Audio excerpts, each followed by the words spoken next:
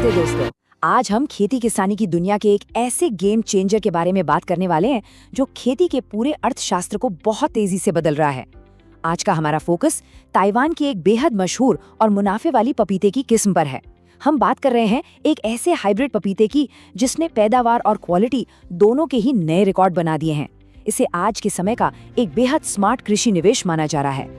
तो सबसे पहला सवाल जो दिमाग में आता है, क्या सिर्फ एक सही बीज चुनने से बम्पर पैदावारी की गारंटी मिल सकती है? बिल्कुल, किसी भी अच्छी और शानदार फसल की बुनियाद सिर्फ और सिर्फ उसी बीज पर टिकी होती है जिसे आप खेत में बोते हैं। अगर नींव मजबूत हो ना, तो इमारत अपने आप शानदार बनती है। आज के इस एक्सप्लेनर में हम यही देखेंगे कि कैसे एक सही बीज का चुनाव आपकी पूरी कृषि रणनीति को पलट कर रख सकता है।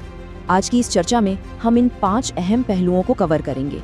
पहले इस खास वैरायटी को समझेंगे, फिर इसकी खूबियां, बीज और कटाई का समय, बुआई के सही तरीके और आखिर में जानेंगे कि ये नई तकनीकें खेती के लिए इतनी ज़रूरी क्यों हैं। तो चलिए शुरू करते हैं। तो सबसे पहले बात करते हैं इसके परिचय की। आखिर ये किस्म है क्या? देखिए, ये कोई आम पपीता नहीं है। हम बात कर रहे हैं ताइवान की मशहूर F1 हाइब्रिड किस्म रेड लेडी 786 की। अब इसके हाइब्रिड होने का मतलब ही यही है कि इसमें सबसे बेहतरीन खूबियों को कूट कूट कर भरा गया है।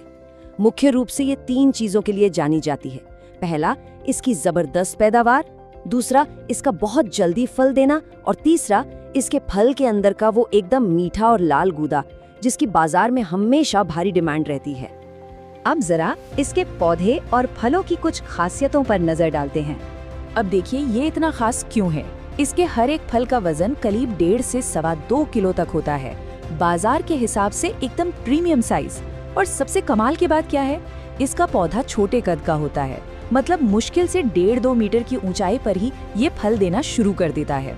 इससे ना सिर्फ फलों को तोड़ने में आसानी होती है, बल्कि तेज हवा में पौधे के गिरने का डर भी नहीं रहता।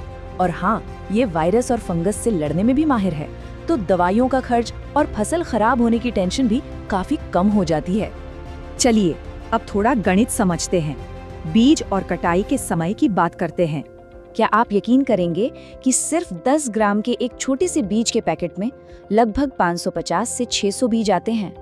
जी हाँ, इसका मतलब है कि एक बहुत ही छोटे से शुरुआती निवेश से आप भारी मात्रा में पौधे तैयार कर सकते हैं। इतने बीजों से एक शानदार और घना बाग तैयार किया जा सकता है। और ऐसा भी नहीं है कि मुनाफे के लिए आपको सालों इंतजार करना पड़ेगा।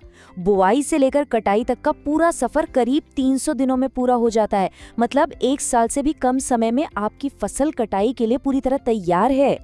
ये तेजी उन किसानों के लिए एक बहुत बड़ा आर्थिक फायदा है जो अपनी पूंजी को जल्द से जल्द मुनाफे में बदलना चाहते हैं। अब आप सोच रहे होंगे कि भाई ये बीज मिलेंगे कहाँ? तो किसान साथियों, आज के इस डिजिटल युग में इसके असली और बढ़िया क्वालिटी के बीज Amazon जैसे ऑनलाइन प्लेटफॉर्म्स पर बड़ी आसानी से मिल जाते हैं, या फिर आप अपने आसपास के किसी भरोसेमंद कृषि स्टोर से भी इन्हें खरीद सकते हैं। बस इतना ध्यान रहे कि बीज एकदम असली हों। बीज तो आ गए, अब जानते हैं कि इन्हें बोने और इनकी देखभाल का सही तरीका क्या है। खेती में सफलता के 3 सबसे अहम कदम होते हैं। पहला, सही समय। अगर आप उत्तर भारत में हैं तो फरवरी मार्च या फिर मानसून का सीजन इस पपीते की बुआई के लिए एकदम परफेक्ट है। दूसरा कदम, दूरी। पौधों के बीच 60 से 80 सेंटीमीटर का फासला जरूर रखें ताकि हर पौधे को अच्छे से हवा और धूप मिल सके। और तीसरा, जो शायद सबसे ज्यादा क्रिटिकल है, सिंचाई। आपको खेत में नमी तो बनाए रखनी है, लेकिन ध्यान रहे पानी बिल्कुल नहीं रुकना चाहिए। जल भराव हुआ तो जड़ें बहुत तेजी से सड़ सकती हैं। बस पानी की निकासी का एकदम सही प्रबंध होना चाहिए। तो अब आते हैं आज की चर्चा के आखिरी हिस्से पर। खेती में इन नई तकनीकों का क्या महत्व है? इन सब खूबियों को देखकर एक सवाल जरूर जहन में आता है, क्या ताइवान की इस F1 जैसी हाइब्रिड किस्में ही भारत में मुनाफे वाली खेती का असली भविष्य हैं? बिल्कुल। पारंपरिक तरीकों के मुकाबले इस तरह के विज्ञान पर आधारित उन्नत बीज खेती को एक नया आकार दे रहे हैं।